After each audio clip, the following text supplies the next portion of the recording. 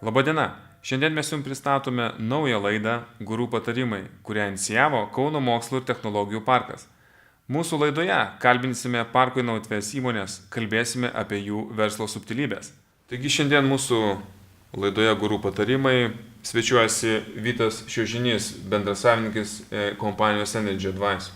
Vytautai, jūsų verslas netradicinis, elektros tinklų modeliavimo programų kūrimas. Kaip kilo idėja? Bet kuris verslo strategas pasakytų, kad pradžioj turi idėją, turėtų būti jos tos idėjos geras strateginis paruošimas ir tada jau galėti prie idėjos įgyvendinimo. Aš tipinis mokslininkas pradžioj turi technologinį kažkokį žinojimą, tą technologinį žinojimą turi ambiciją paversti produktų.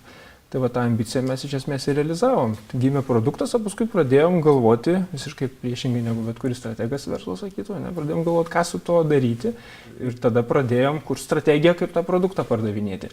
Verslas buvo kuriamas ir dabar yra kuriamas ne Lietuvos rinkai iš esmės. Su tais klientais lietuviškaisiais daugiau draugaujame vardan to, kad vystytume produktą, išgirstume kliento poreikį, išvystytume produktą ir tada jį absoliučiai orientuojame į tarptautinę rinką. Gal galima šiek tiek plačiau apie patį produktą papasakoti, kuo jis yra efektyvus ir kuo jis skiriasi nuo užsienio kompanijų?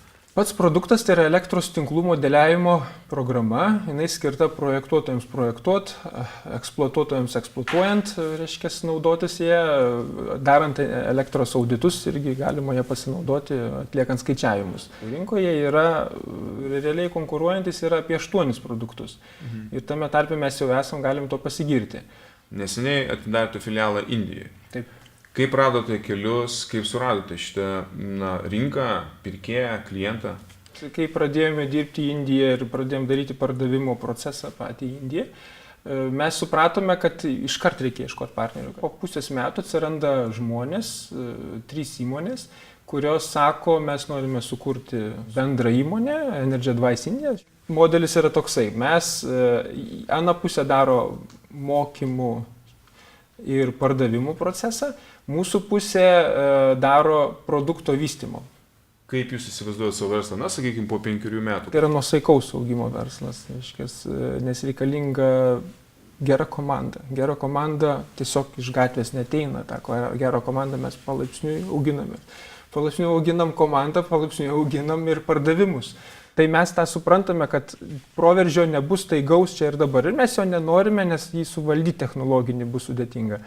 Toliau manome, kad mes čia liksime Lietuvoje branduolys technologijų kūrimo, o ieškosime partnerių, kurie tiesiog vieni partneriai strateginiai Indijoje, kiti galbūt Amerika, kiti galbūt dar kažkur. Tai.